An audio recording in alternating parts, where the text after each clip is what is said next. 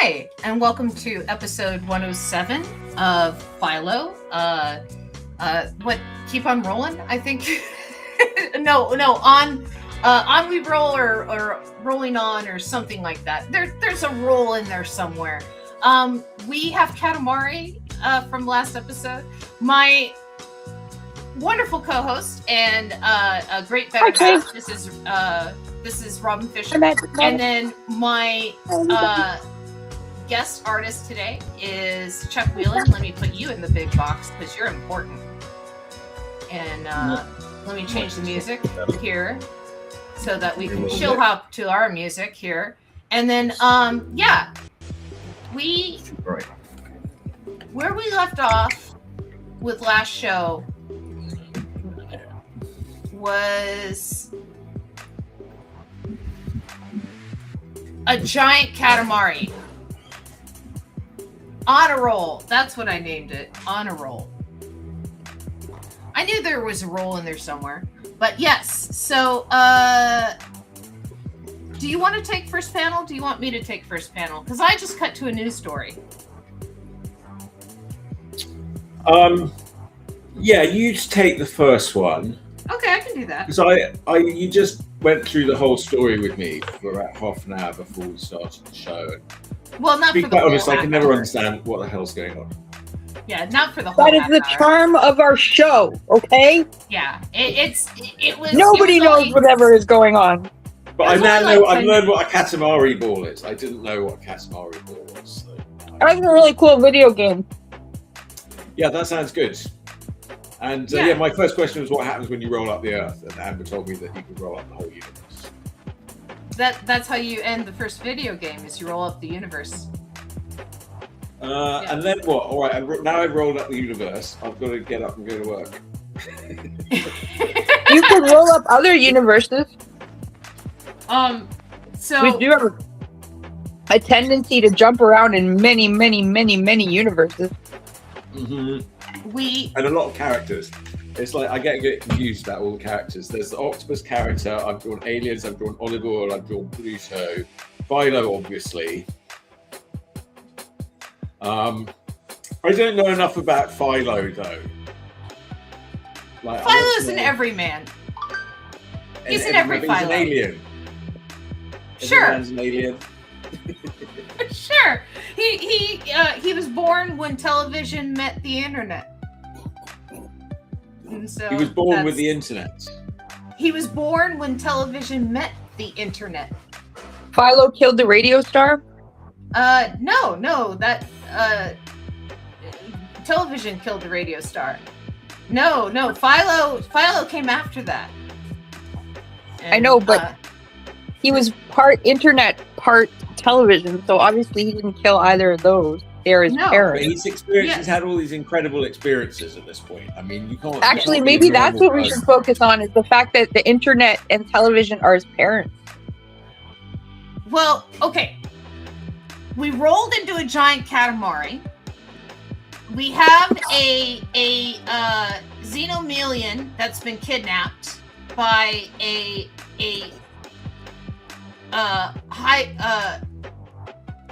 buttery agent, and then we have, gosh, what else do we have going on in this one? The buttery We have the popcorn chameleons. guy.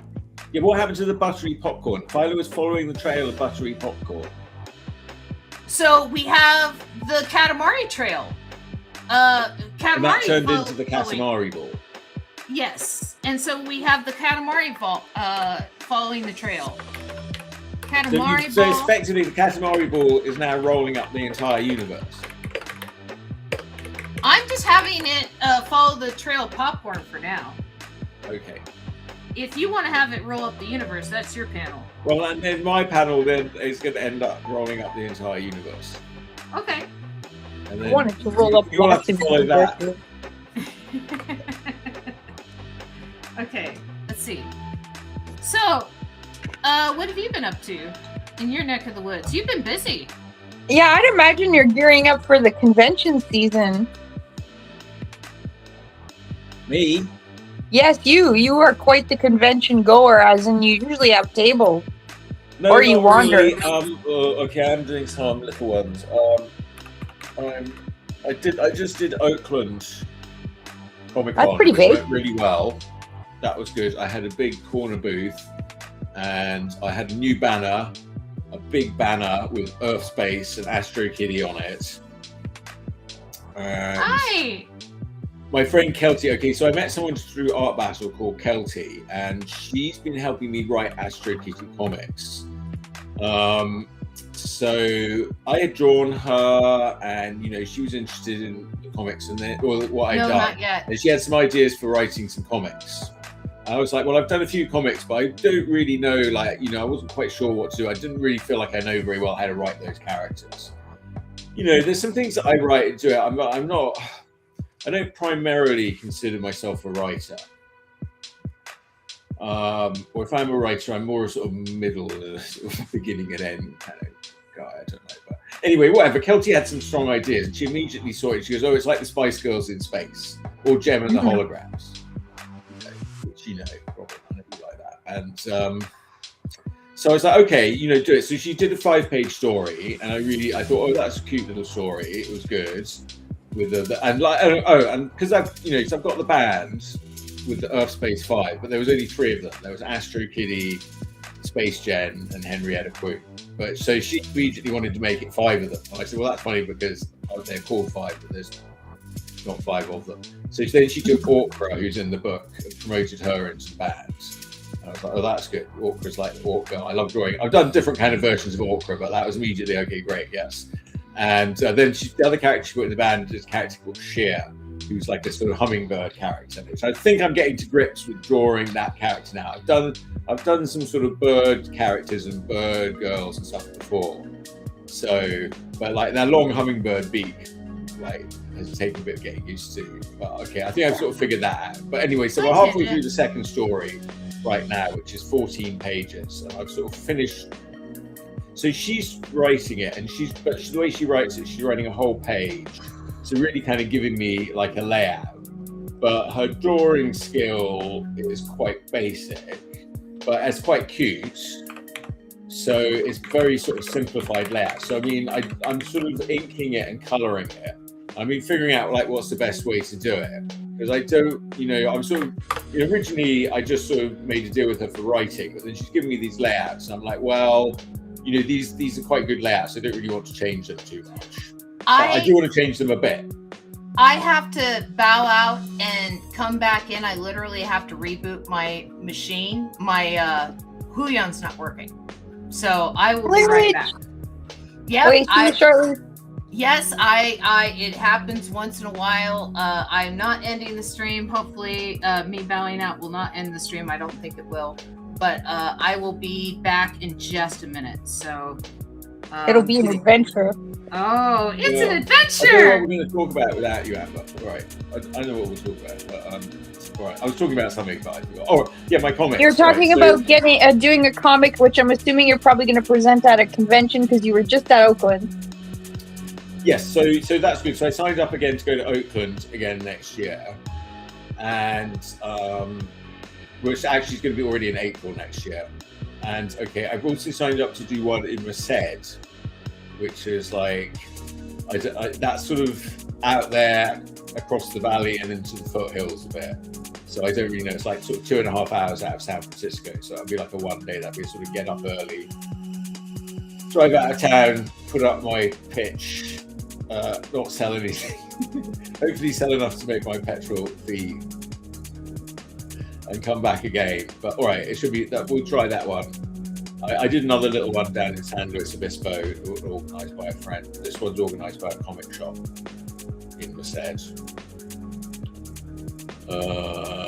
Wait, I think okay. Then I've applied to do one called Cape and Cowl Con, which is through this Cape and Cowl Comics in the East Bay, and they had a place called Faction Brewing on Alameda.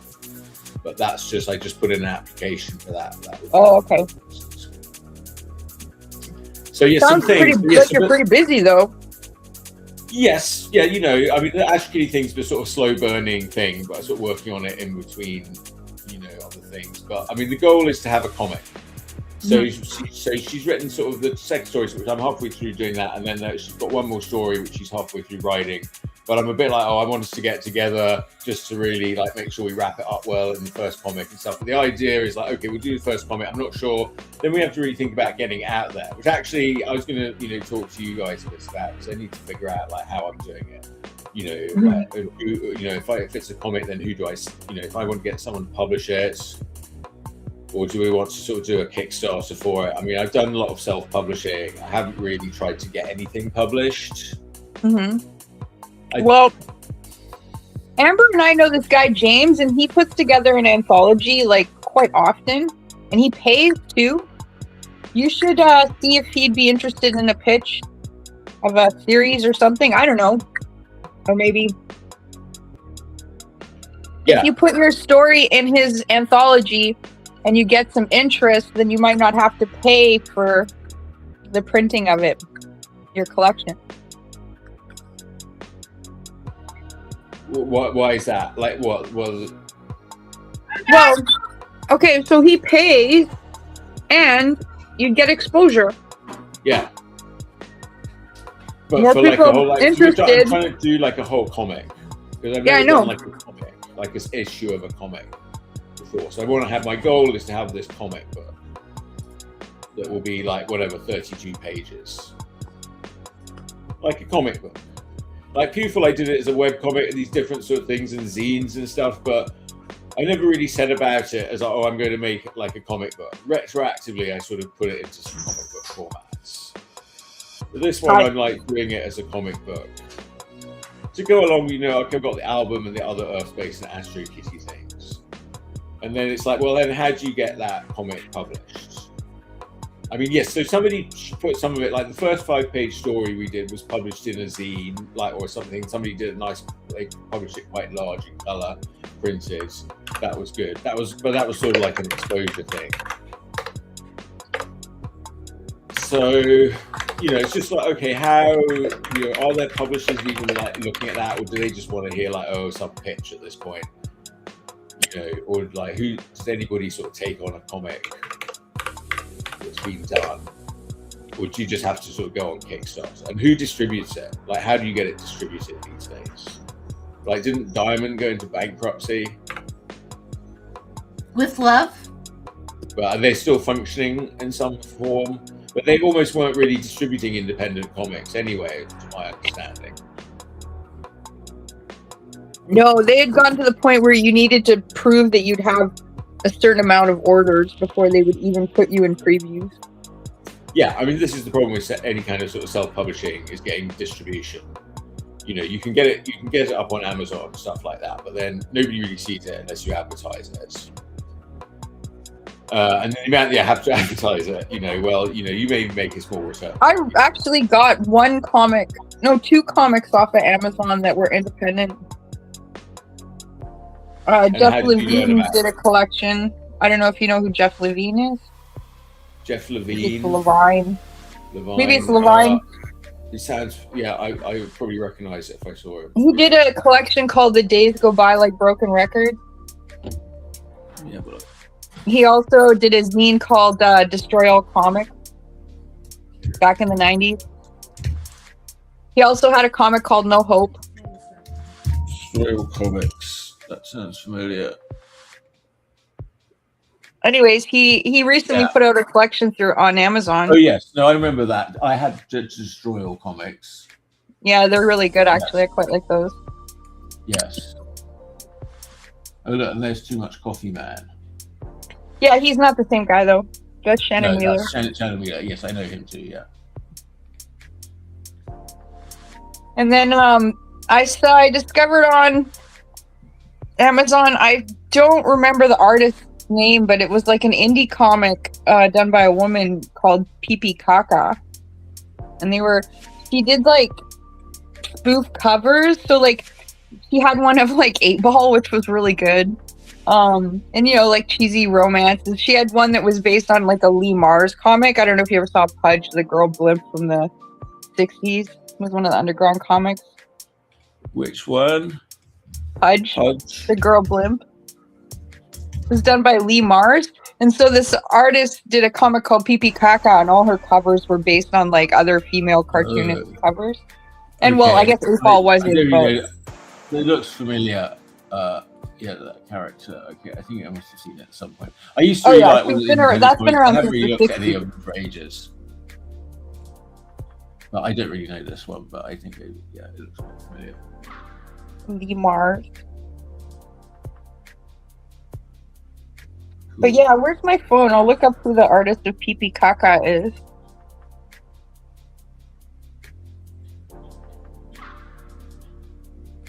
Lee Mars, yeah, okay.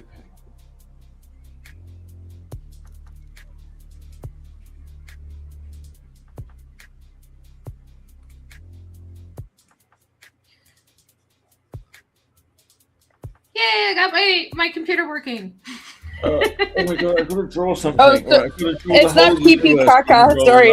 That's probably the French version. I thought you were going to roll up the universe. I thought that's what you were going to draw. I am. So it's actually called Pee Pee Poo Poo, and the artist is Carolyn Cash. And so, like, this is her 8-ball cover spoof. Oh, nice. But that's her on the cover. Oh yes, And yes. then, No, I've seen that. Yeah, that in Silver Sprocket. Yeah, I saw. Here's her Julie Doucet Dirty Plot cover. Yeah, I know that. Yeah. And then there's But another good one here. She did a Charles Byrne. She's like she did a Charles Daniel Byrne. Clowes, and then she's doing who's that? And that, yeah, she's doing different artists. But yeah, so I found her on Amazon, and I quite like her work too.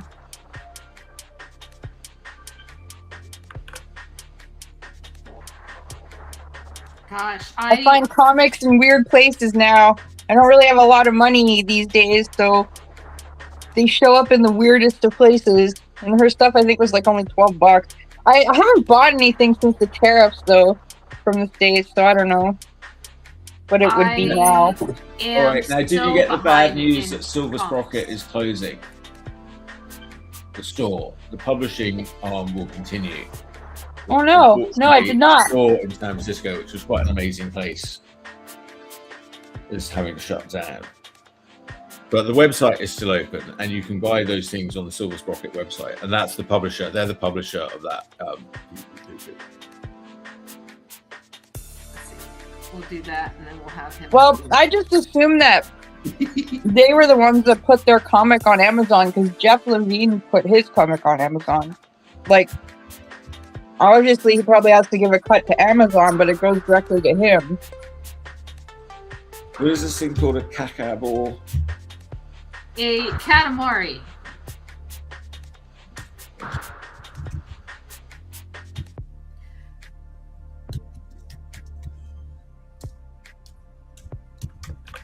Let's see. Who are you drawing, Amber? The agent? Yeah, the sales agent. That's fine, agent. Yeah, I'm drawing him as slimy as I can in the foreground. Well, I don't really have to draw anything for this one. It's like the whole universe is rolled up, so it's just like really kind of a little. Whoop. Well, I mean, you could put some effort into it. Sometimes less is more.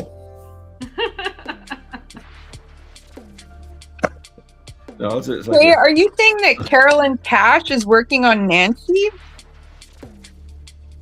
Is she the one that took over that Nancy that was really absurd and dark? I thought that person wasn't doing Nancy anymore. I thought that was like years ago. Nancy is someone's doing Nancy. Yeah, Kay says it's this girl, Carolyn Cash, this woman. I think David Reddick was working on Nancy at one point, but maybe he's not anymore.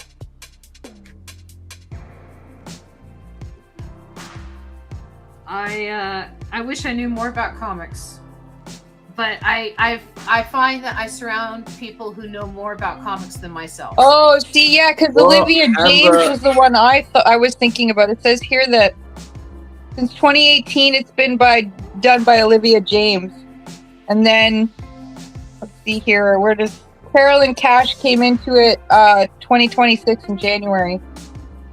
See? So yeah, I was thinking of Olivia James.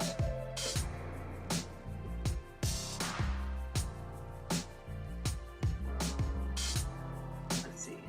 This.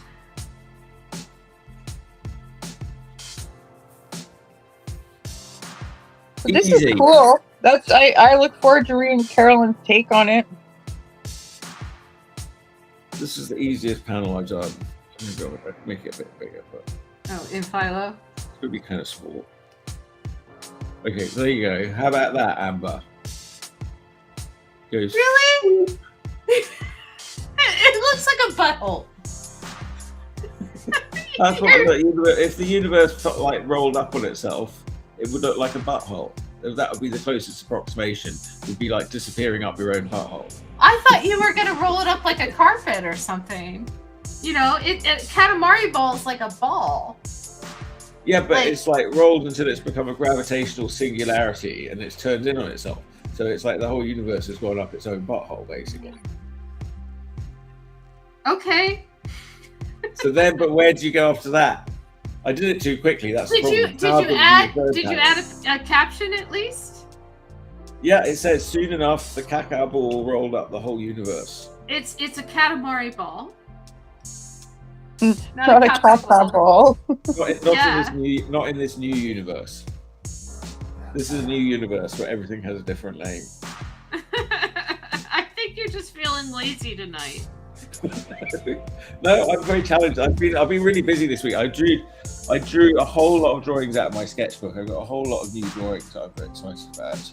So I want to do something good, and I feel like sucking up. Yeah, okay. I realise I'm cheating with this panel, but it's only so I can get onto the next panel. Okay, then you're doing and panel now 3. What happens when things start again? Well, okay, so if they rolled up the whole universe. So we're restarting Philo once more. So we're having this panel out. Magic Marmot says next frame is completely black with the caption in the beginning. So you have another really easy panel. Okay, I'll burn through that one then. Okay.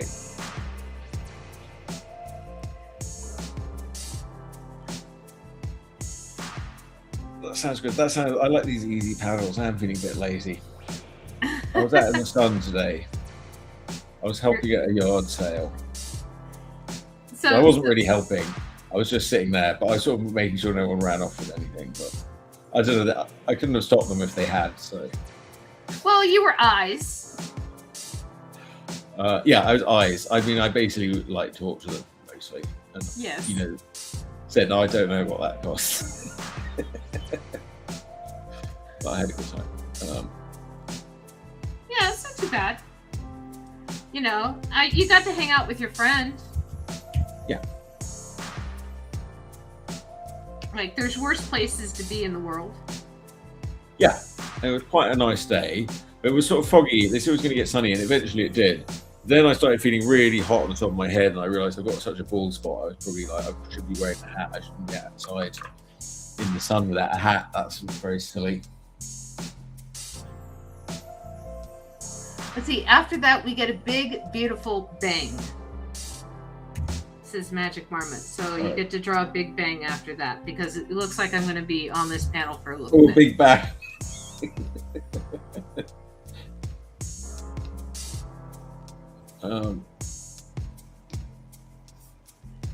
Like in the Monty Python's Meaning of Life, where they do the animation, it's Big Bang. Have you ever heard Jimi Hendrix, Are You Experienced? Yes. The Gods Making Love? It's the first track. Do you remember it? No, it's been a long time since I listened to a lot Sounds of like Jimi Hendrix. thunder, right? But he makes it on the guitar, Ooh, wait. right? And it's like boom, boom, boom, boom, and then he has the Okay. guitar come in, womp, womp, womp. Yeah, it's neat. It's an interesting art piece in guitar, right? It's like a guitar poem. more than a song. Yeah, so Right, panel 3. Delete that. Boom. In the beginning.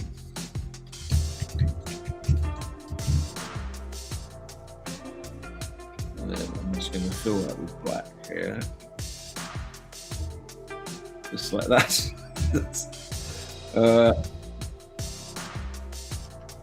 Alright, we'll just call that panel 3. Boom. I think that's the quickest panel yet from Philo. Thank you. what, a big black panel. Beat that. That's the record. It says in the beginning. All right, and then we'll move swiftly on. We'll say as less about panel 3 as possible. And we're going straight on. You're still on panel 1. We'll go straight on Of panel 4 course, then. I'm going to be on this for a while because I take time with my panels. I'm creating a whole universe while you're just sleeping. Now I've got full You know, control on the over it. first I've got day full God control over created it. light. Twilight now. On the first day God created light, and it was good. In the beginning, what was the Big Bang? Is that what we're saying? Or we're saying God did it? Well, I'm just saying that, you know, you just have a big black panel, and even God created light the first day. Well, I'm doing the Big Bang now. Which I think also had light, probably. You know, with stuff going bam. I don't know, I'm just giving you a hard time. Yeah. Well, that's your right. It's your show. Yeah. I have to get the artists' bios done for the book. That's one of the things I'm working on right now. Wait, am I allowed to do porn, or has it got to be G-rated? It's not G-rated. I would prefer you not do porn. Somewhere in between. porn You know, and or put a G-rated. censor bar over it. No, I don't know. I'm just like wanting to know how far I'm going with the Big Bang, or unless any. Well, I mean, any other you ideas. know, I've panned at the fireplace during like moments, such moments.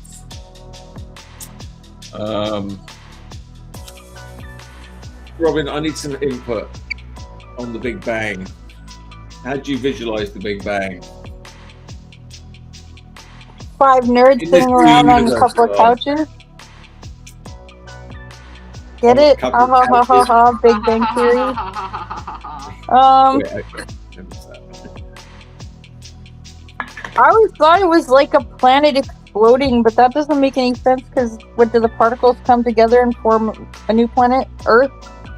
Isn't that how it works? I don't know. Well, the I'm bad at universe, science. the universe rolled up its own ass, and now it's going to pop out again as a new universe. Yeah, like Or in the beginning, or maybe in the beginning was Philo. Maybe yeah. I want to go back to Philo. I want to do like I'm going to redo and then Philo. it all vomits out. In the beginning. A mushroom emerges from the void, says Kay. A familiar fungus. So you're gonna draw the mushroom. No, this is so you can stop drawing mushrooms and all that other stupid crap. Like mushrooms. Mushrooms are nice. Mushrooms, no more mushrooms, olive oil, Bluto, they're all gone. We're going to come up with a whole bunch of new characters. Well, you haven't seen what olive oil's turned into, have you? We like to keep things exciting here. Yeah. No, this is like when they upgrade like Marvel, like through the years, everything gets sort of more sexy and more muscly. It's going to be more sexy, more muscly, more Rob Liefeld Philo now. Oh, is that the universe that they're in? Is Yeah, it this is the more new- Rob yeah. Liefeld? Yeah, it's like after the changeover of the universe. More pouches? Yeah, it's like Yeah. the crisis on one universe. Yeah, don't forget the pouches. And The let's couches. see Yeah, pouches everywhere. Pouches on belts, pouches going across bandoliers. You know, like, gosh, what else? Pouches. Oh yeah, okay, because it's like the 90s. Well, pouches. I do like pouches. Like Judge Dredd has a lot of pouches. Yeah, and Batman started it though. Batman was the first with the pouches. He had his utility belt. Yes, and you have to make sure the feet are always obscured by smoke. And the feet, okay. All right. Like always obscured by smoke. Okay. I'll start with the smoke then. Yeah. Because that's good, because I don't really know how to draw feet. Much like Marvel artists in the 1990s. I should be applying now, I don't know why I didn't. Yeah, let's see, I'm trying to think what other cliches from his art. Of course, the muscles. Super Extreme. That was the name of his studio, don't forget, was Extreme Studios. Lots of facial lines. Lots of facial lines, says Ian. Lots of facial lines. Yeah, lots of facial lines. So and I feel like character. I feel like the caption. I don't want to do this like control like that. I feel like the caption needs to be "Reborn: A Liefeld Universe" or something, so people know what they're looking at. No, that would be pretty funny, but I still say no. Yeah. I don't always say this. It's not how I draw, so it's gonna be difficult. All right, it's a challenge. Yes, it is a challenge to draw badly when you draw good. It's kind of like an actor being forced to act like they can't act. Well, isn't it? It's just a different way of doing it. Like all that, like really getting into all those muscles and everything. All right, what's Philo's like? Does he have special props or items like Captain America has his big shield? Oh gosh. Maybe I don't know. Maybe a big television shield. He's got a big TV. A big TV shield, and let's see, what else would he have? He would have a VPN network protecting him. In the VPN network. Yeah. And a TV does he have? I imagine like an old style TV. I always imagine one with like rabbit ears. Oh, okay. Because that's kind of where his antenna came up from, was like an old TV with rabbit ears. Okay, well, I was thinking I was thinking a more modern TV. Wait, I'll go back to numbers in his TV. Hang on. Let's do more size.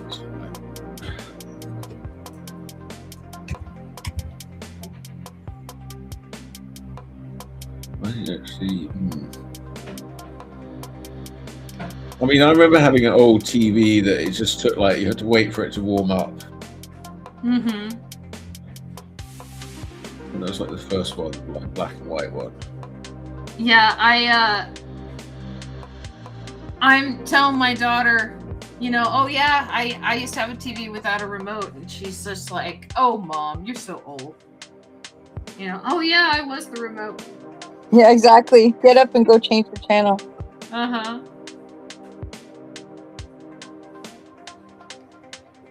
Yeah, that's what my friend Jerry says.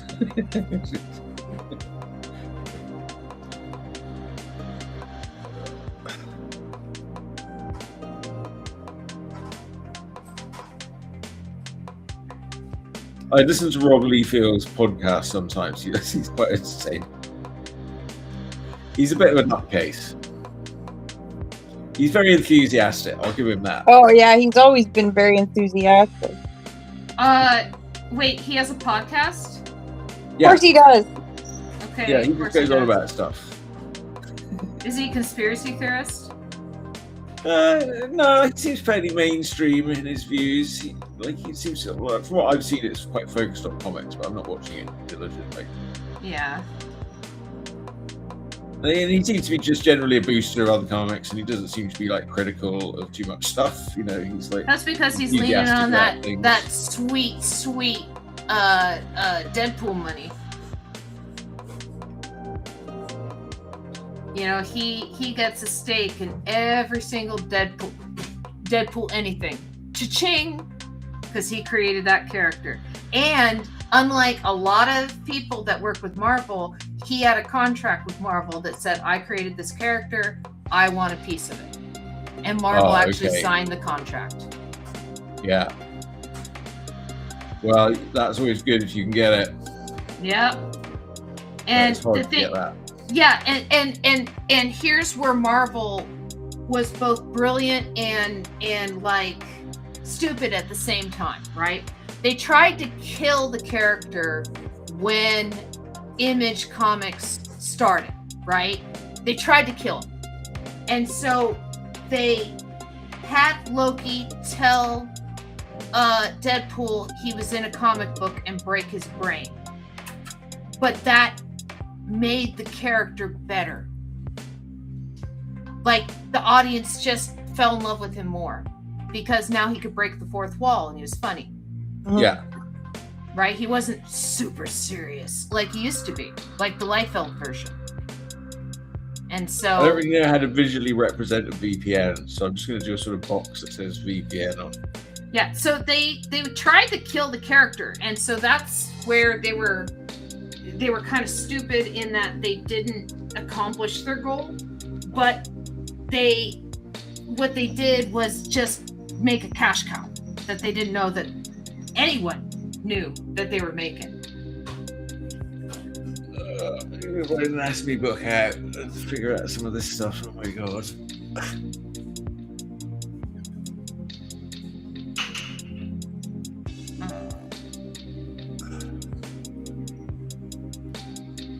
Well, it's a good job the feet are covered in smoke because I don't really know how to draw them otherwise. Well, you kind of draw your hoof feet, which, you know, works for your style. Well, yeah, but I'm trying to draw like not in my style. I'm trying to draw in like Marvel-y style or something. I don't know what I'm doing. I'm trying to make a new style for Philo. A new style for Philo. I'm reinventing. Everyone's gonna have to draw it like this now. You could have just drawn like one of your barbarian guys and given him, you know, antenna. Well, and I'm trying to do then a him bunch like of pouches. Rob Liefeld-y, like he's got like it's dramatic. I'm just gonna exaggerate it even more. More face lines. Yeah, I need more face lines. This is only my underdrawing, so I'm just Okay.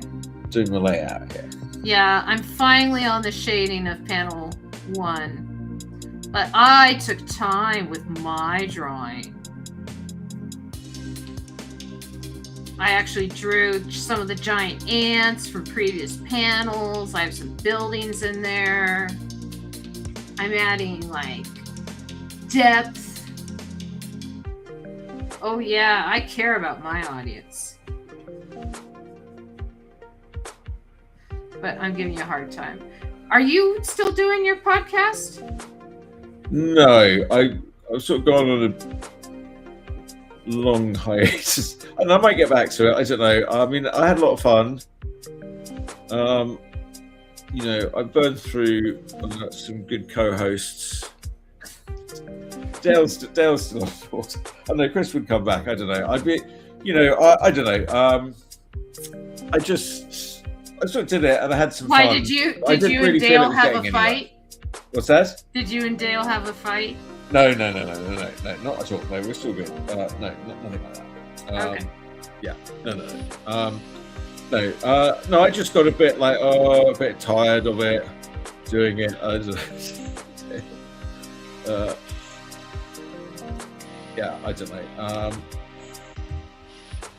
Oh no, you have to wake up on Saturday mornings and talk about things you love and draw. Well, I wanted to stop for a while, but then Tina kept telling me, because I think she wanted me out of bed on Saturday morning. But also because Sam was doing it. But now Sam's working on Saturday. I think that's the biggest change. Yeah. So, you know, I got quite used to him helping out as producer, and we had a good fun with that. Yeah.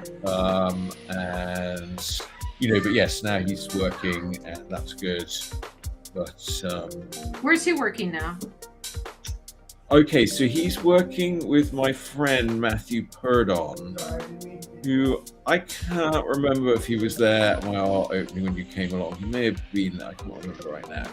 But his kids are a bit younger. But anyway, he started this business where he's opened like a store right now in Mill Valley, which is a town north of the Golden Gate Bridge there.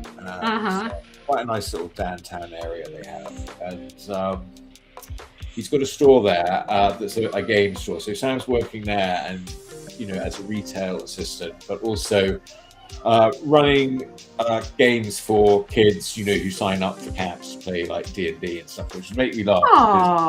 After he sort of dropped out of college, to put it that way, I said, well, what are you going to do? You've got to get a job. What do you want to do? He goes, I want to be a professional dungeon master. I'm like, I don't really think that's a realistic career choice. But all right, he seems to have found that as a job. So I don't know. All right, I guess I put in I saw an opportunity there with Matthew for him to do that. So I said, I greased the wheels there a bit, but that's been like Matthew needed the help and he's doing it. But Matthew's doing this you nepotism for him. Bit of nepotism, yes. You get the wheels greased, getting out of my house. Yeah. But also, though, Matthew's doing this business, and I think I may have told you a bit about this before, like with puppets. And he's doing this whole sort of immersive experience called the Wilding Woods, which right now it's a sort of pop-up traveling show. Like they did some shows last fall. They're going to do some more shows later this year. But they're also doing pop-up shows at libraries and whatnot at different events. They're doing some, I think, this weekend even. And there's other things to that. So there's actors. I lost your screen, by the way. There's also augmented reality, and Matthew wants to sort of grow these things together. So the store is almost like going to be the sort of gateway to this sort of immersive experience, almost like a sort of escape room for kids, or Chuck E. Cheese meets Shakespeare Camp or something. Like sort of storytelling. Matthew had a good job. He was product manager for Adobe Creative Cloud for about a decade. Nice. So yes, that was a good job. So he does have the sort of wherewithal to put something together like this on quite a big scale. So we'll see how that's all going to go. But all right. But yeah, Sam's commuting over the Golden Gate Bridge. Right. I need you to share your screen again. Oh, am I stopped sharing my screen? Yeah. Oh, it's because I went full screen over here. Hang on.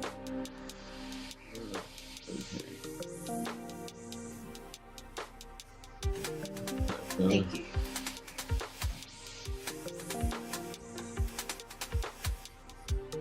There you go.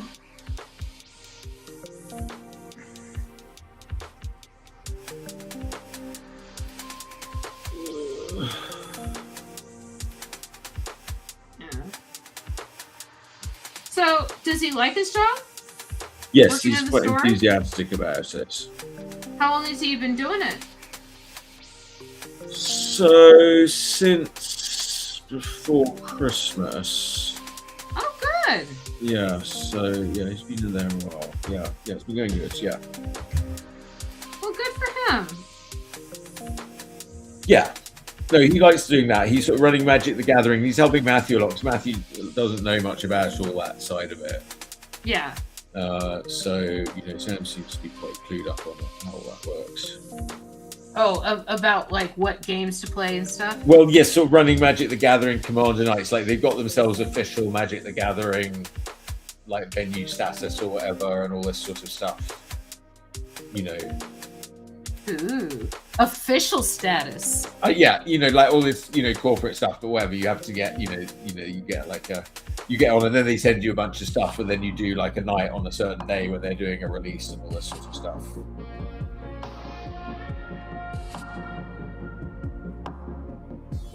Let's see. Marketing bullshit. All right, but then one of the kids wanted him to come and be a dungeon master at his birthday party, and he went to the party and ran the game for them. So I think went all right. So that was good too. So yeah, there you go. Professional dungeon master. Apparently, it's a job. It is a job. People, there's a. I play a game with some friends. In fact, Tangent, who came in, is my DM.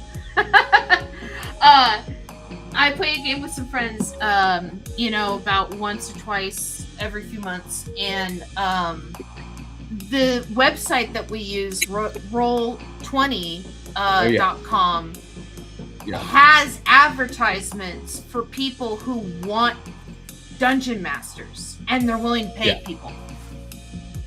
Yeah. If that's what he wants to do, there's people who will pay him for that job. Well, you'd have to be a pretty creative storyteller, right, to do that job. I would imagine it is a coveted job. Well, the thing is, people like to play it. They want to be players. So there is traditionally always a shortage of dungeon masters, but there's probably a plethora of people wanting to be professional dungeon masters. That's yes. If you can get someone to pay you to do that, that's very fine. Because like a group of people might want to get together and play, and they don't want to be refereed. They don't know how. They haven't done it before. So having somebody, but then you're doing it professionally, then you're really up to you to know the rules and a lot of stuff. Like the way I play it, as Dungeon Master, I don't feel like I really need to know the rules. It's like the player's job to know the rules, and my job to sort of settle disputes or come in when there's arbitration required as much as possible. Now you did what? Panels 2 and 3, right? 3, and now I'm working on 4, which is the new Philo universe. So this is panel 4.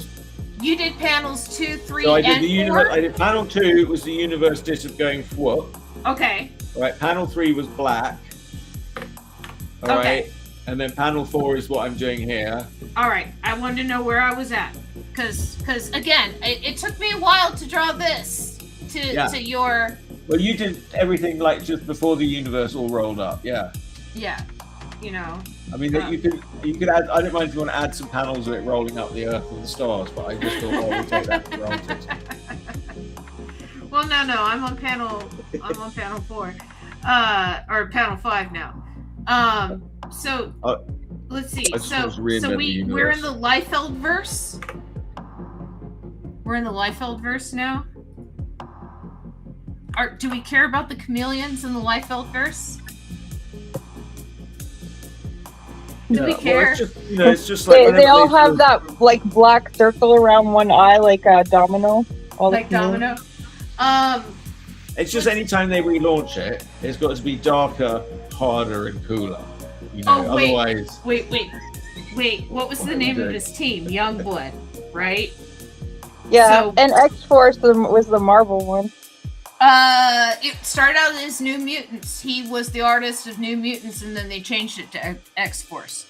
Let's see, Youngblood, Liefeld. But most people associate New Mutants with Bill Sienkiewicz. I would associate X-Force with Rob Liefeld. Okay. What would it be? Like Philo blood?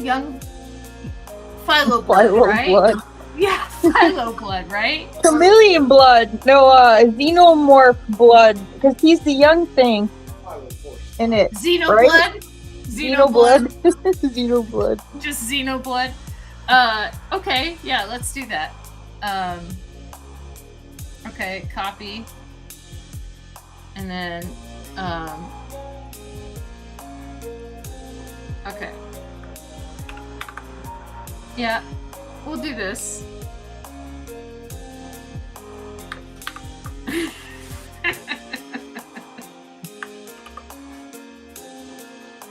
Yeah. We'll make it a tribute to this. Well, all you gotta do is just write after Liefeld, like they always do on the covers, right? Yeah. It's a tribute. Just write after Liefeld. Let's see. So.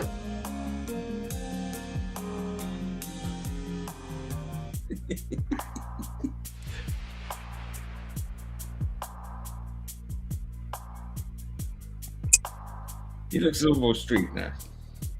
I feel like he looks like the Tick. He's so buff. Does he?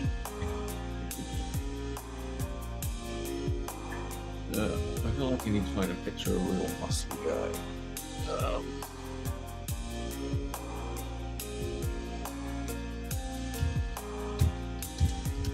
There we go. Hey, did you guys hear that? I'm assuming it was his daughter who did it because she's the only one left alive. Someone gave the rights to some company to allow an AI Stan Lee to exist, Boo! Yes. employing his voice and mannerisms and everything. Boo! Again, I heard about that. Boo. Insane. Oh, Amber, you know it's inevitable. Yeah. I know, but it's still All bad. these things are coming. I had Yes. a girl lose her shit on me on Facebook because I was in this Monster High group, and she had gotten a collection and she was trying to identify it, and she was like, I asked ChatGPT and they didn't know what they were. And someone in the comments was like, why are you asking ChatGPT? And then I wrote, yeah, like if she knows that they're gonna get it wrong, why waste their time? And then she was like, why are you saying nasty stuff? I was just asking a question, blah blah blah. And I was like, How dare you AI call is me out bad. on my laziness? Yeah. She freaked out. She went ballistic, and then she was like, I'm gonna report you. I was like, okay, go for it, bitch. I don't care.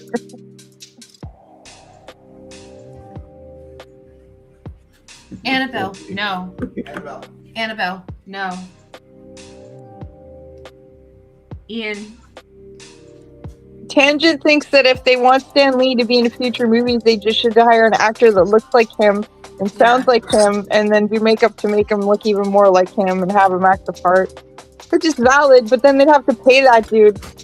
How much do they pay AI? Nothing. Tangent wants to know if you say yes to Annabelle. What happens? Oh no, wait, I said that wrong. Tangent wants Annabelle to ask, but what if yes? But what if yes? Let's see. Let me do this. Okay, and then let's see. Okay, I'm sorry, I was in the midst of drawing Xenoblood. So if they do what Tangent suggests, wouldn't we call that the Back to the Future 2?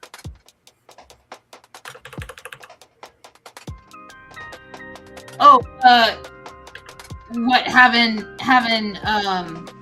another Stan Lee? Yeah, another Stan Lee, like a guy in a mask or with makeup to look like him, just like what they did to Crispin Glover. Yeah, hold him upside down, so like they did with that actor, so that you can't tell it's not Crispin Glover. I don't know why they bothered. I mean, just get a different actor. Who cares?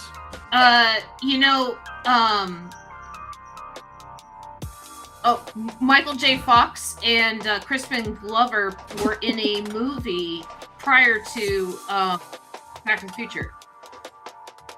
And I know I'm pausing weird, but I have robot voice in my ear, and so when people make comments, I can hear them, and so I'm used to pausing to hear it on my own channel. But I realize you guys can't hear robot voice. It wasn't River's Edge, was it? Oh, I never saw River's Edge. People love that movie. I should say it. Yeah, well, it's another Crispin Glover teen movie, so I'm wondering if that's the other movie he was in with Michael J. Fox. It's a teen movie. It might be Crispin Glover. His dad's car gets smashed in it, and Michael J. Fox is like the cool kid in school that's like helping him. He's like playing Teen Wolf? It's not Teen Wolf. No. But he's playing the like Ferris Bueller part in the role.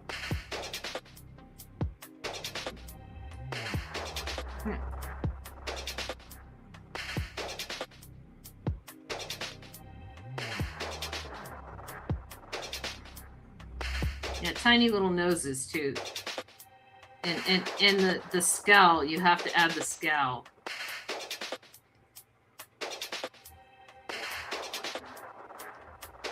No, he's not in that one. It's got to be a different one. Okay, let me IMDb.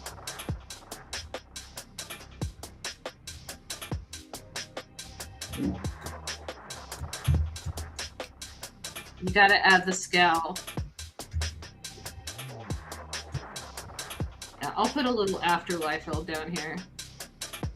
One of your friends was asking about if we'd watch Spider-Man Noir, and I haven't yet, but I want to. Ooh, Yeah, yeah, it's on my I thought that list. was there. It's on my list. I just haven't had a chance to watch it yet. I just finished The Boys. Don't spoil anything because I'm like 2 seasons behind, but did you like the ending? It's funny. Yeah, I'm sure. Kid and I are rewatching it right now. Sure, I like the ending. It's good. They wrapped it up fine. They did a good job wrapping it up. Yeah. I enjoyed I've only seen the first season so far, and I know there's a second one, but I did like that Generation V, the spin-off. Yeah, I like Generation V too. Yeah. I didn't watch the second season of that yet, but I thought the writing was a little weak on that one. It's I don't know. I felt that it could have been a little stronger.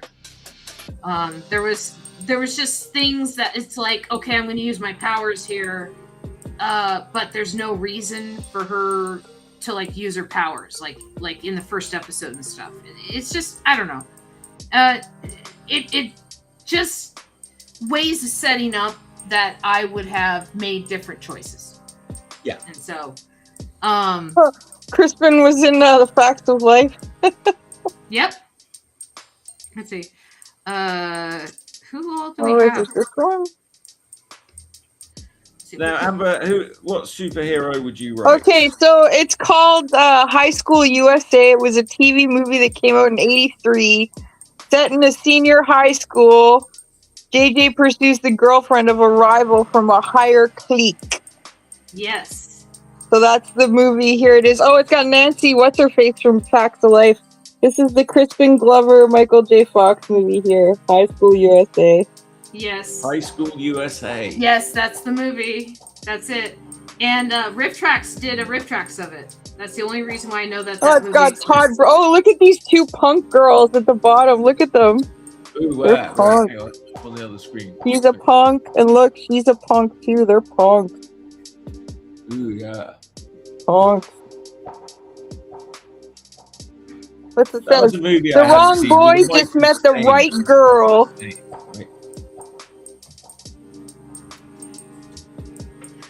What I'll was it make called? sure. High School USA.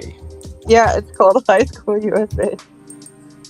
That reminds me of Soggy Bottom USA. Have you seen Soggy Bottom USA? Was this like a sort of follow-up or a prequel to Soggy Bottom USA? No, I Oh, don't there's think I have. Kristen right there. What he looks like a weirdo. I think he's wearing like 70s clothes. I can't tell. He's the one in the crazy shirt.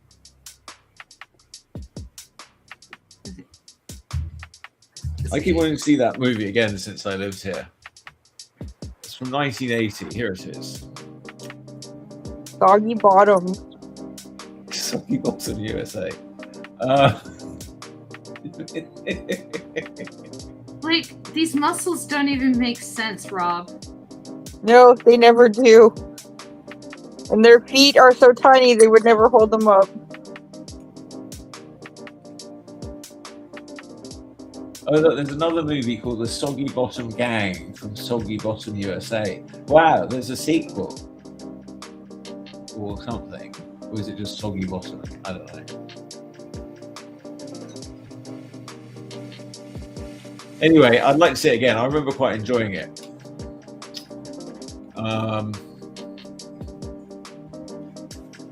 So, if that high school movie is anything like that, then, it's pretty quite good. Are there other USA movies in the series? Does anybody remember Doc Hollywood? Speaking of Michael J. Fox movies. That was later. That was a bit later on. Yes. No, it's Hollywood Holiday. Oh yeah, I know what you're talking about. That's right here. And it had Woody Harrelson in that. Yes. That was his first thing outside of Cheers, and he was actually quite different in that than he was from Cheers already. I always liked The Secret of My Success with Michael J. Fox. Oh yeah, that was a good one. Oh, was that Helen Slater? Yeah. Ooh, Here's the Doc Hollywood one. I got a crush on Helen Slater. Here's the Doc Hollywood. Yes, but it is the plot of Cars. It is the exact same plot of Cars. Okay, Doc Hollywood? Yes, he's a high-power guy going to his new job in a big city, and he breaks down in a little town, and he meets a hot girl. Yeah. Learns a life lesson, and then takes that life lesson with him to the final scene. The only difference is in Cars, he goes to the race, and in Doc Hollywood, he decides to stay with the girl right there and not even go to the city. Are you talking about the movie that, Cars? it's the same plot. Are you talking about the movie Cars? Yes. Disney's now, you know there's Cars. only one explanation for that movie.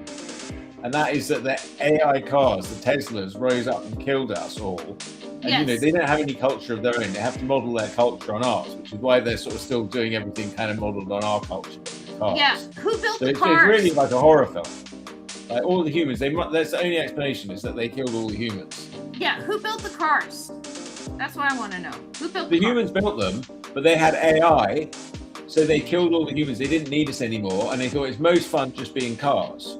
We like driving around cars. Humans like because you see the other planes and other things, so they just have fun like being, but they don't have any real ideas or culture or anything original, innovative of their own. So they have to sort of copy us, which is why they're sort of very bland and uninteresting.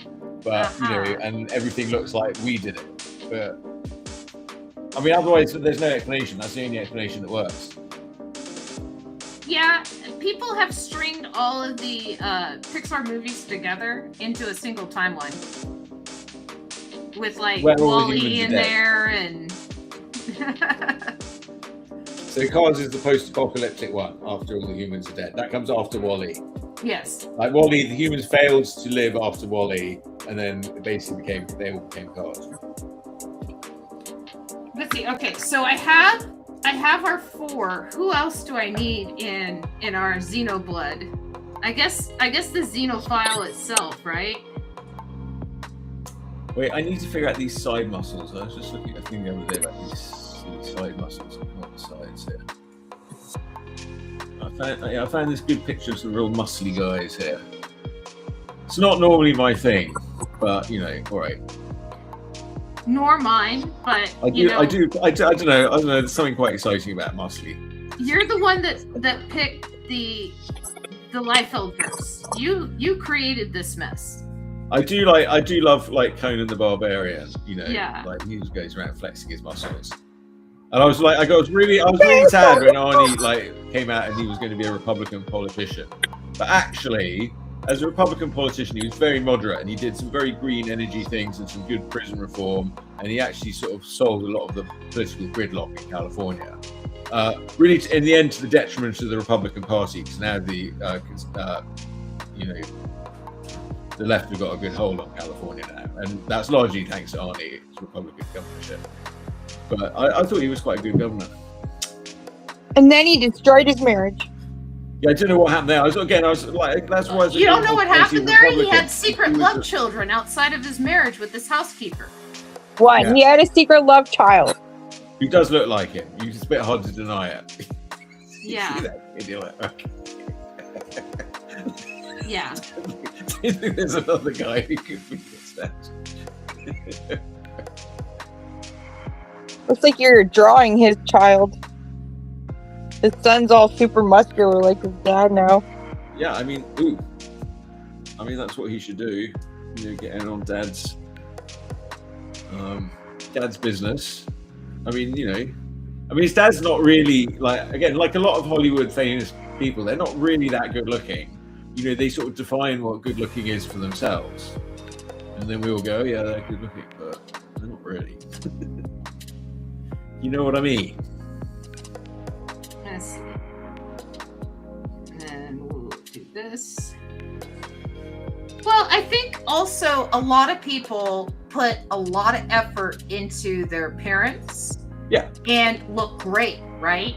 And yeah, you have to you have to do that. Yeah. Yeah. And then there's people that don't realize that effort that was put into the appearance and just think that they just look like that. Oh yeah, it's like those models of porn stars putting on their makeup. No, I'm not. Some old granny. No, I'm not talking about porn stars. I'm talking about regular people. Just regular that stuff people really confuses me. who get waxing done or Botox or who get tanning done, or apply their makeup meticulously every day, right? Yeah. And they put effort into that look every day. And there are people, and I'm not going to say exclusively men, but a lot of men who think that women who wear makeup, like, that's how they look naturally.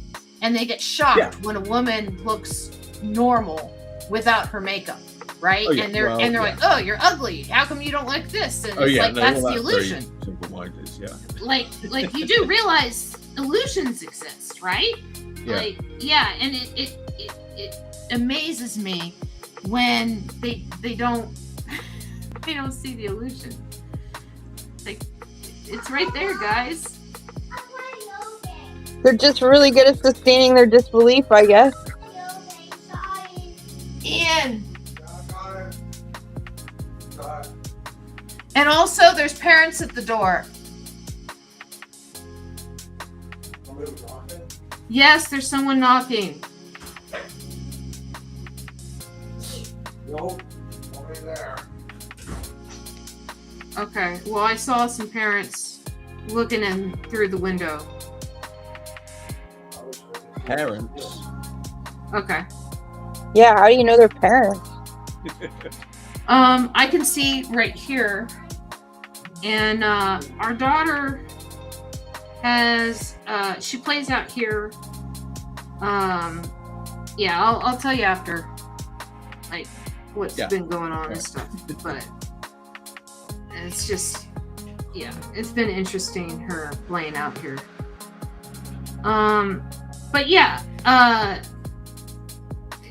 that illusion that women put up, or men put up too, because you have men that will dye their hair or their beards and do meticulously grooming every day, and you can't expect the illusion is what I was getting at. Yeah. No, my daughter was just, Ian's supposed to be watching her during the show, and he's not watching her. But I don't know. I'm very easily fooled by like sort of hair and makeup. I mean, that's what I'm saying. It's like some old granny can put on a wig, some lipstick, and I'm like, oh yeah, that's. I don't know. I'm kind of dumb. That's all to the good. I mean, whatever. I mean, we all put on. I mean, it's hard to be totally 100% real. Anyway, I mean, you make your appearances. I mean, we get out of bed, sit on the toilet. No one wants to see that. No. Oh, so you want to see Robin falling asleep in the corner there. That's nice. Yes. Well, it's not good. Like Dale, one of my friends, she said, that's another reason I stopped the show. My friend said she saw it, and she said she saw Dale laying there with his mouth open. He was asleep. Yeah. I'm like, that's just... Like, thanks, Dale. It's not really the impression I want to give. That's the impression she got of the show. I know. Robin works 2 jobs and does this after a long day, though, and we're doing this at like 9 p.m. her time. So and I do try really hard to stay awake. Like, I drink caffeine. Yeah, I don't hold it against her. And sometimes it's like only the last 10 minutes of the show, so I don't feel terrible about it. I don't feel great, but I kind of want to put together a compilation of all the moments of me falling asleep just to crack myself up. Yes. Let's see. Okay. All right, I need to do a better job with some of these muscles, really.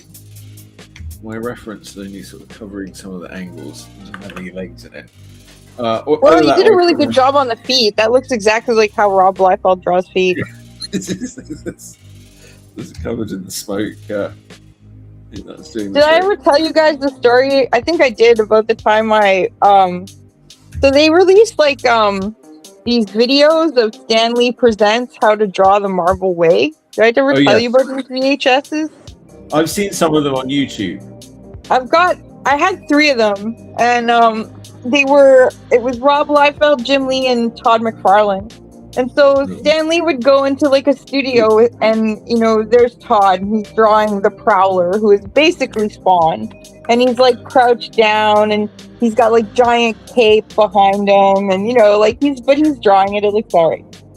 Then you get to Rob Liefeld, and he does like a 2-dimensional drawing of Cable, and he's telling Stan Lee how he draws him, and he's like, gear, there's got to be a lot of gear, there's always a lot of gear. And then he's like, he barely draws the feet, and he's got all these tubes everywhere, and he's just like, oh, and lines, you always got to have a lot of lines.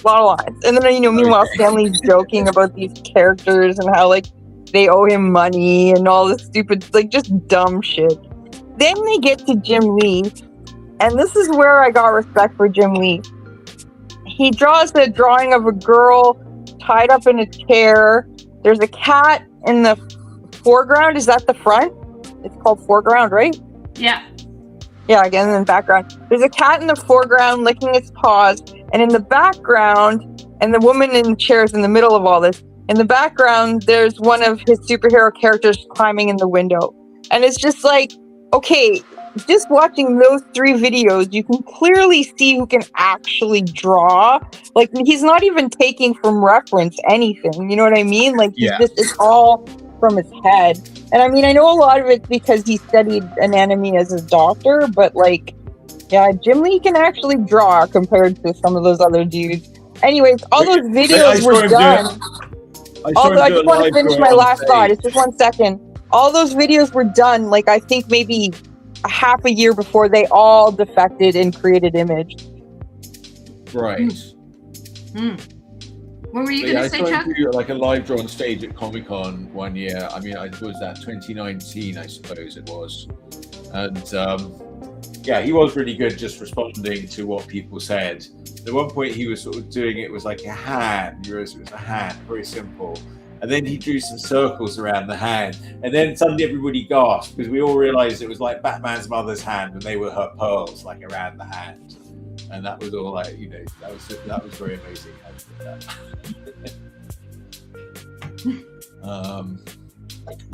He was always very nice. He always had time, and like when I had questions and stuff, he would answer them. I don't know. He was always very nice. Yeah, and he seemed very nice and personable too, and he did a good little talk. And he came on the other, like it was 2 of them. It was him and the other guy was the Korean guy who died, who would do these amazing pieces as well.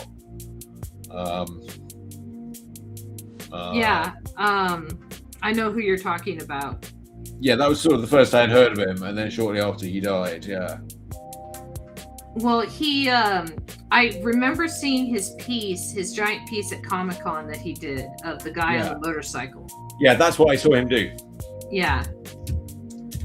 Yeah, that was the first thing that I ever saw him do. And I was like, who is this guy? I think that was like 2003. I don't know. Many moons passed. No. It was that same year. It was 2019. No, we must have met in 2019 then. Oh, you're saying that year that we met, you saw this? I don't know. We must have both been at Comic-Con the same year then, because I saw that. I was there, and if you saw it and you were there, then we were probably both there, even if we didn't meet each other.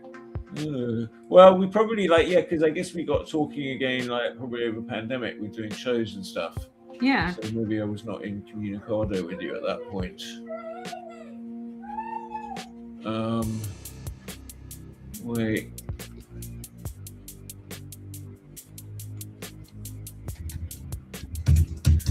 Yeah, I didn't put the Bad Rock character behind, but I think that's okay. I don't think, people are gonna hate me for not including Kim Bad Jong Rock. Gi. What? I'm Yes. only here for the Bad Rock. What the hell?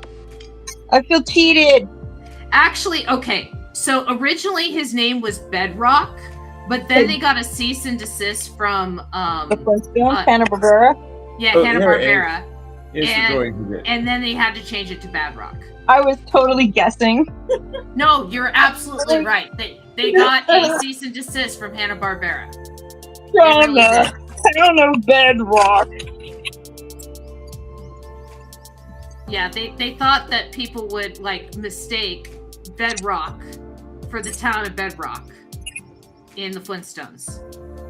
Have you seen this stuff about Here you go. when figured out the ages of all the Jetsons and realized that George Jetson was totally having a relationship with a child? Yeah. They got married. Yeah. Well, she was a teenager, but still. There you go. This is the drawing I was talking about. Right. Yeah, that's the one I saw him Cool. do. That's really cool. Hey, look at all that stuff, man. That's awesome. Yeah, he just sort of sat there and it just came straight out of his head without too much difficulty. Yeah, he didn't use a pencil at all. He just kind of drew it with a pen. Yeah. It looks like there's sort of pencil on it, but maybe he just added some tint on it at the end. I don't really remember that. Well, it was okay. Yeah, he's only okay. Let's see if I can find that hand Jim Lee did. So you don't feel like drawing? No, I'm drawing. Yeah, hang on. I just want to see if I can find that hand now. I'm looking for these things. No, I don't see it. All right. Back to drawing muscles. Sorry. Yes.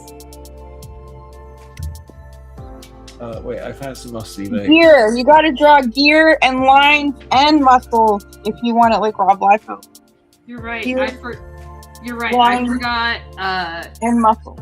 I forgot pouches in mine. I need pouches. I love that my weed dealer gives me stickers of giant nuggets of weed. Aw. That's I've got it one of my bookcases. I've been growing this collage of them, and they're nice and glossy too. They're not cheap stickers. They're nice and glossy ones.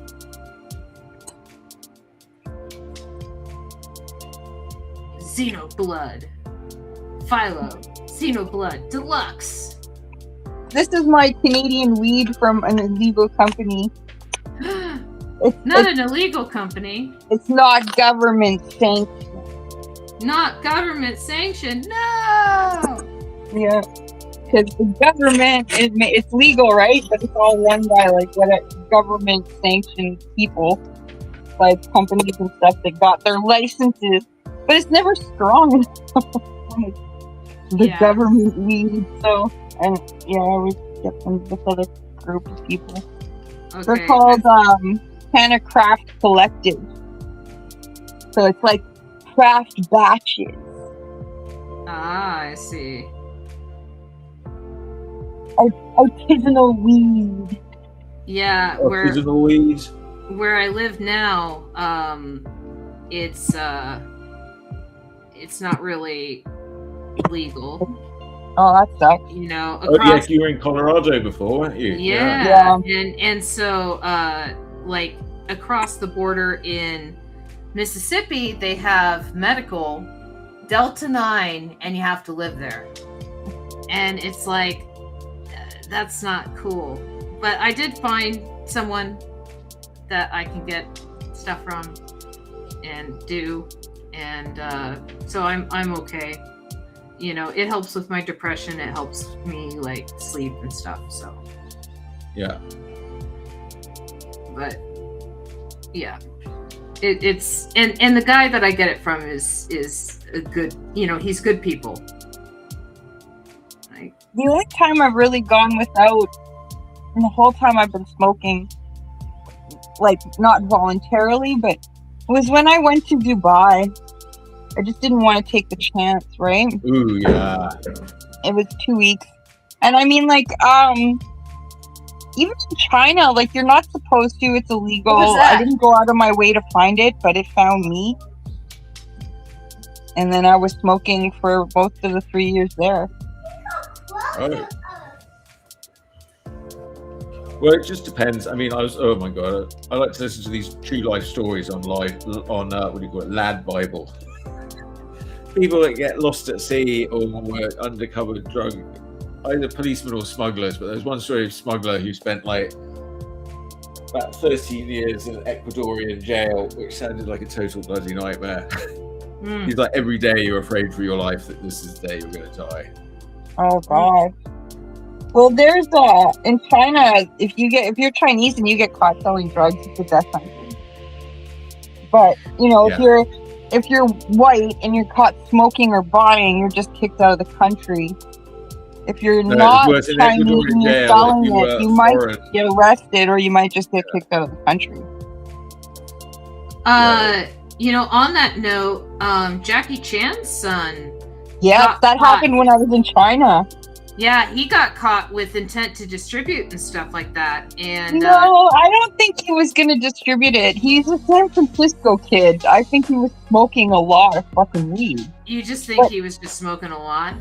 But but the thing is for China, a little. Jackie Chan was the face of an anti-drug. Well, I know, I'm not but like in China, a little is a lot to them, right?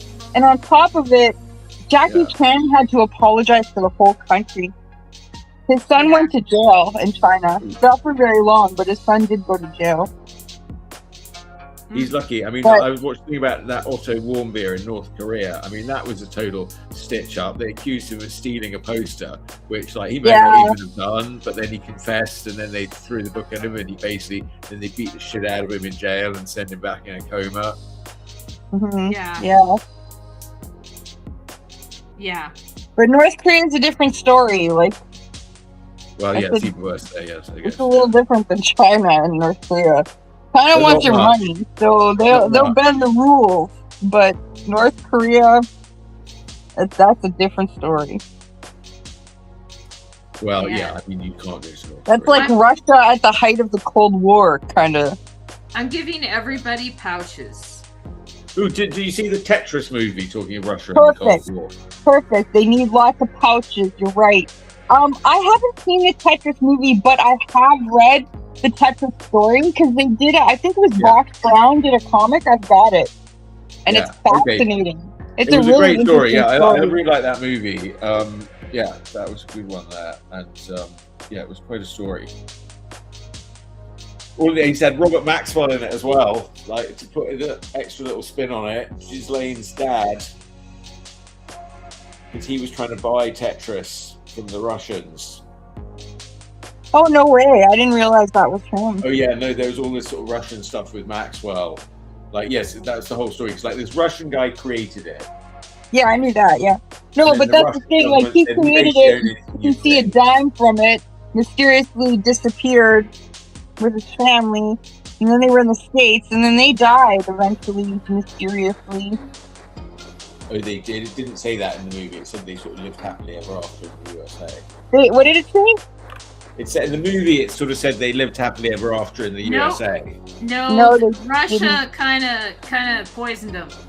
Yeah, and they died under mysterious circumstances. Yeah, they left that bit out. Yeah, because they want the feel-good piece. I can't remember. Maybe they did say that. I forgot. No, it did not end well for that family. I remember reading the comic. It was not a happy ending, and they didn't do anything wrong. That's the thing. They just wanted a better life. Yeah, they just existed. He didn't even like that. He made a game. He didn't even really know what he'd done. But he still deserved the proceeds of his creation.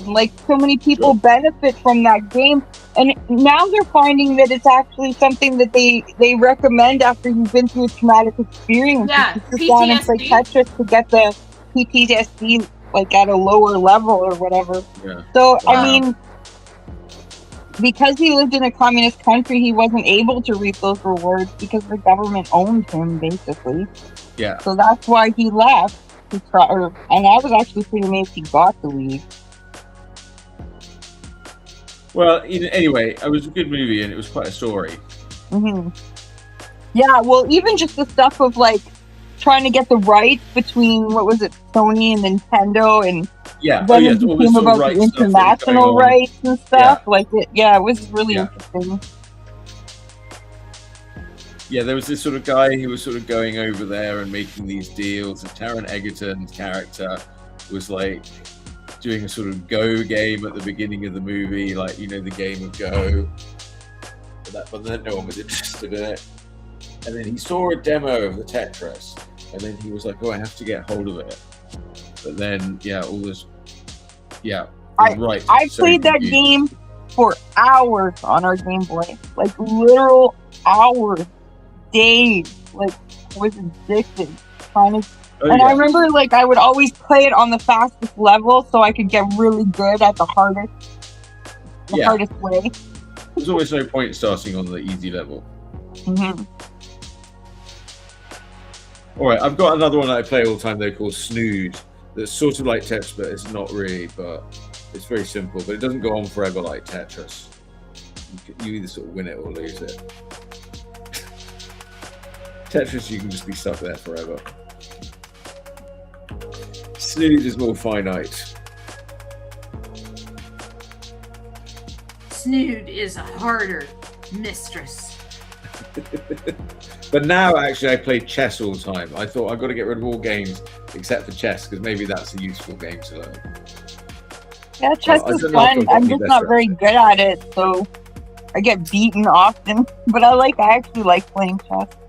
Yeah, I mean, I'm not that good at it, but I figure out I can sort of.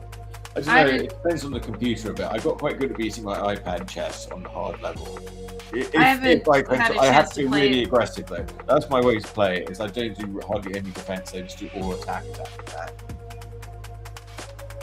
So it says he wants to see a video game adaptation for Pong, but I think he means like a movie adaptation of the history of Pong, like the Tetris one was that we were just talking about. The history of porn. Oh, that's a good idea. Porn, where pawns have sex. Have genitals. We're talking about the video game Pong. Pong porn. Maybe there's Pong porn. I wouldn't be surprised. Pawns playing Pong. And with porn. That, we're in the Liefeld verse. What should I say is the panel caption here? Just we're in the Liefeld verse, or what's your panel caption? Well, I don't know what's very good question. It says in the beginning was Philo. That's where we got to. Okay. In the Liefeld verse. The line work is excellent on that dude. All that extra line work on his muscles. I know. Like I always get outshone. By Chuck. Chuck always does an amazing job on Philo. No, you do an amazing job every time. No, I traced a Youngblood cover. I know yours looks great. That's fantastic. Don't worry too much about it. I'm almost positive that Rob Liefeld has traced many covers in his lifetime. You were just emulating a master artist named Rob Liefeld. Oh yeah, I forgot all the pouches. Shall I add some pouches? Well, no, we're actually at time, so you're. We're at time. Okay, good. Yeah, you're all right, free. that's all I want to know. I did 3 panels today. There's the title. That's awesome, Amber. I love it.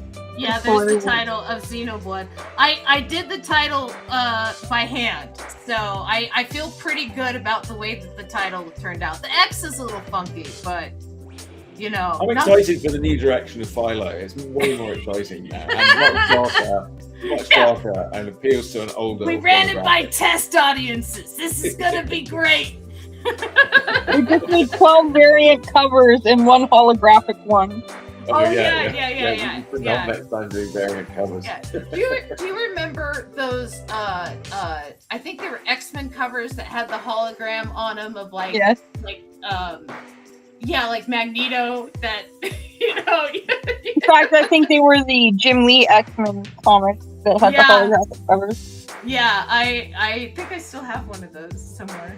I don't know, but with that, I think I'm going to say it was wonderful having you, Chuck, and I'm sorry I had technical difficulties tonight. Yeah, thanks. I love being here. Thank you. Anytime, it's great to see you again. And we will continue the story in the future. Thank you, everyone, for joining us tonight, and I will see you guys in the future as well. Have a good one. Bye.